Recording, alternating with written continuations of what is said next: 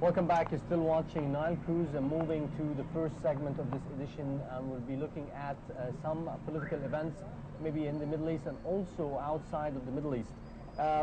One of the main topics that we are going to be discussing in today's interview is going to be the Egyptian Army Chief Field Marshal Abdel Fattah Sisi, who has given another large hint that he will stand for president in the upcoming presidential elections. And we'll be looking at this topic in specific and other topics with our guest. We are joined with Dr. Karim Hamza. He's a political analyst and a senior associate researcher with the European Studies Institute with Vrije University of Brussels. I'd like to thank you very much for taking. Thank you very much, Sharif. Welcome, Dr. Karim. Thank you very much. We'll just start off with the main topic, of course, which is the Chief Field Marshal Sisi implying and giving another very important hint in a speech this week that he cannot turn his back against the masses. Yes, and still not officially announcing if he's running formally as candidate or not.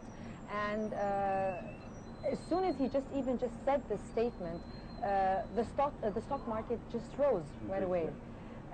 So how do you explain this? And if we can talk about the presidential elections that are coming up. Okay. Bismillah ar-Rahman ar-Rahim. The presidential election process in Egypt currently it is the hot topic of all the event because it is the starting point for stability. Okay. Field Marshal Sisi, when he started to give a hint that he will not give his back to his people, he as an army personnel, professional, he have to prepare the ground before he enter a battle. So if you can consider the presidential election is a battle, he have to prepare the ground. Preparing the ground, it is not in Egypt only, because if you can see after his speech, within a couple of hours, the Saudi ambassador and the Emirate ambassadors and the Bahraini ambassador was withdrawn from Qatar. Yes. This can be considered as a step with some kind of coordination, which is not announced, to have an ally or a unified ally to setting the political situation in the region.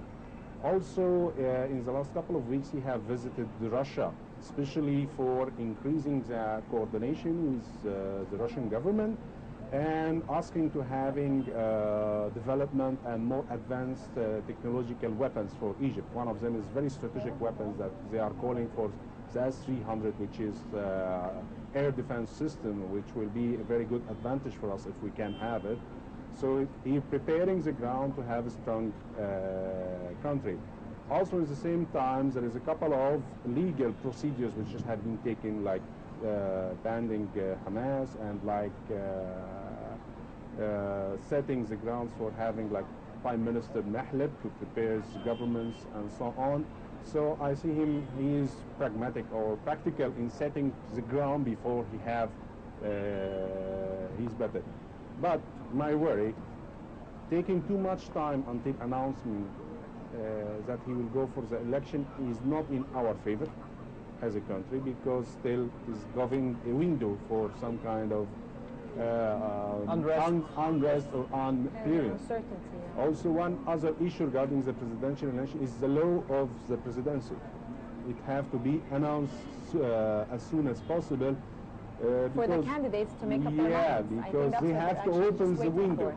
And I recommend, even if we are almost with a high percent confirmed that Federal Marshal Sisi will win, but also having other candidates to go for a debate for the presidency, this is healthy for us. So like Hamdin Sabahi or General Anan or so on, please go and give what you can for the country, not for what yourself. It is not like a pride to be president or not. Every president have to come with a program for the country, how we can move over, how we can progress. So I hope and recommend having the law of the presidency to be announced as soon as possible, opening the elections, having a good window for election, not just a couple of weeks. We need at least 2 months. Okay, to have a proper presidential election. Only candidates who are looking for the benefit of the country, not for their own names, should come, and they have to come with a program for the country, not a program for themselves. This Yes. is what I can say. Well, this is a very important point. This delay and the time span that was allowed by the interim president, Adli Mansour, was around 3 months to hold the presidential elections. Now, 2 months has already passed, and as you mentioned, it puts the country in a critical phase. Yes. Where we're not moving it towards the targets. And 1 month left is not enough time to have the laws in place, not enough time to announce a market for the upcoming presidential nominees. So I think it's going to be a crucial period. Do you think this period will be extended towards a further deadline, which will also affect the political roadmap? According to the preparation I think yes. And this makes me worry, because economically nothing will be proceed unless we know where we are headed. And that we know exactly the president and just start to get things going. Otherwise, so nothing, or we cannot make strategic projects or national projects unless we have a president. And the president have to come with a very, very strong prime minister and very, very strong ministers. Okay, so this will not a short time period. He have to prepare it from now. So whoever is going to go for the election, he have to start from now for his campaign. There's a lot of debate that Field Marshal Sisi doesn't need a campaign, but we have to let the other to have an opportunity, even if we can opportunity. Okay, but they have to present their ideas to how to develop the country. They have to suggest programs for development, and not just saying playing with the feeling of the people and the minorities and all. You have to set a program, give a recommended program, practical program. But isn't a valid statement that Field Marshal will not need a program for Egypt?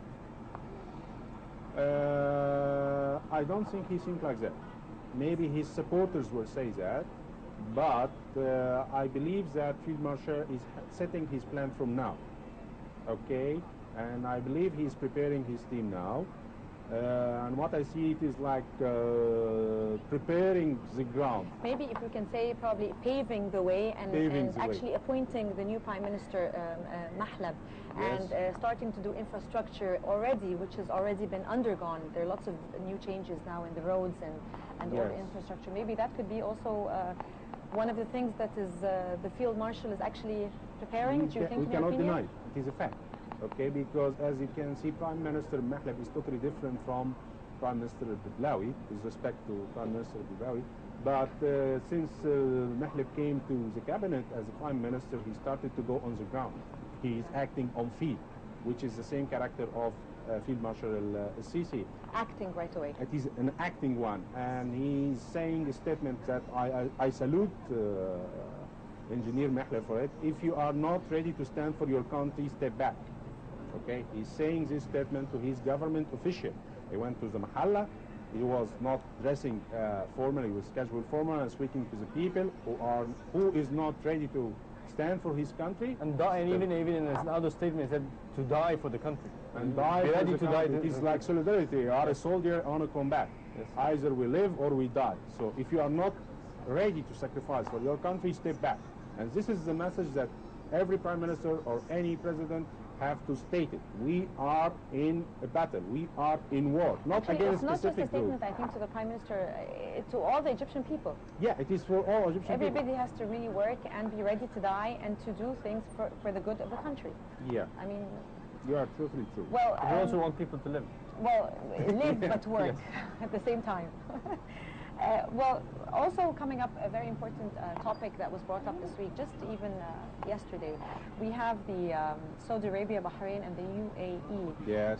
The GCC members have withdrawn their ambassadors from Qatar just yesterday because Yes. the reason behind it, according to them, is Qatar interfering in the internal affairs Of the GCC basically countries. now of all the countries. What are your thoughts, what you think about this move and the timing, and if you can tell us about it? What I see now in the Middle East region, we are setting a new type of political coalitions. Political coalitions, we can see Egypt, Saudi Arabia, United Arab Emirates, Bahrain in one side, and we can see Qatar in another side. On its own. On its own. But in front, not by its own, actually, frankly speaking. Qatar is trying to take more dominating role in the region, which is interfering with the internal affair with these countries, which is including to have more internal interference in the political affairs of this country. What I see is some kind of coordination between Egypt and the GCC country to make this ally, strong ally. You can see another message that there is a discussion between Egypt and UAE to have an Egyptian troops on UAE base, because strategically point of view, we have threat from Iran on the GCC country, which is considered to be a threat on Egypt. The interference of Qatar of these countries is considered a strategic threat for us. So stability of UAE and stability of Saudi Arabia and Bahrain, it is also a reflection for our stability and security. So there is strategic alliance between us. So if Qatar will revise their policy in the region, I think there will be a good step to calm down the situation in the Middle East, because it is hot more than it is supposed to be. We already have a catastrophe in Syria, we have a catastrophe in Libya, so we need to calm down. Don't you think that Qatar now, maybe the other countries have discovered lately, or it's been very obvious that Qatar is playing on its own agenda now, nothing related to Arab nationalism in any sense, having its own separate agenda? What is apparent that they are funding who are not supposed to be funded. Okay? What they claim that they are supporting human causes. This will need some kind of a confrontation between the country, the Qatar governments and Egypt, Saudi Arabia, Bahrain, and UAE. What you are doing is harming us. So either you give a proper justification, or either you stop. Okay? And this will not be like a public discussion. This will be like under table discussion. Okay? But Qatar have to revise their strategy in the region. And their policy. You spoke about an ally, you spoke about movements by Egypt and the GCC countries. What do you think of what's happening today? What do you think of the type of alliance between those countries and the type of stance that's supposed to be escalating in the upcoming period, if it's going to? You are speaking on the Middle East or yes, regional? The Middle East. Middle East. Egypt have to strengthen their allies with Saudi Arabia and UAE and Bahrain. This is no discussion. Okay, we are in the same boat. And this can translate why they supported us in different periods and why they were not happy with us during Morsi government. We have different types of stress, either internally in the region or surrounding us, because the expansion of Iran in the Gulf region, like Shia and Sunni, is creating a lot of turbulence now. So Saudi Arabia is trying to have their own strategy separated from the U.S. because they cannot see that the U.S. is preparing the proper strategy which is in the benefit for Saudi Arabia and UAE. So now they are having cooperation with Pakistan to have their own development for nuclear stations. They are trying to make open channels with Russia. So I see like diversification of the strategy and alliance, either standing depending on the US or the West. No, we have the other side like Russia and China and so on. So I think there will be a lot of cooperation in this side. If you're speaking about the crisis in Syria, what happened in Ukraine can impact the crisis of Syria, believe it or not. This is my opinion, of course, because Russia now is in a position that they have to stand for any expansion against their borders. So they are looking to the national security. We have to protect our borders and so on. So I see this is the startup of new Cold War, and it will be warmer than the before. Of course, no direct confrontation will happen, no direct invasion, but you will find like a give and take between Russia and the U.S. It can happen in Ukraine. Do you think Putin's move is the right one? Right one or not the right one, but imagine if Mexico have decided to change their regime and be a communist, what will U.S. will do? And if you want to confirm this story, look to Cuba when they tried to have an ally with Russia in the 1960s and 1970s. The U.S. have sent their troops to surround Cuba, either to stop the ally or attack. According to Putin, he says he is protecting his country, his people, and this is just what he has to do. And he will stand for this. What will happen, or what I'm estimating to happen, that he will support his ally in Ukraine. He will not give a direct army interaction or direct military interaction in Ukraine, but he will support the supporter of the Russian community in Ukraine, like Crimea and so on. So I think if it went peacefully, Crimea can be considered as a separate country or separate state, and maybe other part of Ukraine will divide from Ukraine. Mm-hmm. So the final question is around the report about the human rights for the dispersal of protesters during the renowned Rabaa sit-in. So if you can give us a brief about what happened and your opinion about it. In summary, the report said there was a mistake from both sides, and the Rabaa protester, there was parties or stakeholders inside who started the attack on the police, and there was a mistake from the police in handling some situation, and sometimes he used unnecessary force. From my point of view, I'm looking for the other recommendation, which is recommending the police to have more advanced tools and techniques and preparation in handling such situation, protests and campaigns. There is a lot of advanced tools that we don't have now. Investing in the police is very, very, very important for us. Investing in our internal security is very, very important. Using technology, using advanced tools, using training, using professional officers. We are depending on soldiers who are not well qualified. We have minimum number of officers and a lot of soldiers. The soldiers have limitations. We need bigger amount of officer, qualified officer, trained officer with the proper equipment and the proper tools. Using the technology now, it is not a luxury. It is an asset. Necessary. It's a must. It is necessary. Definitely.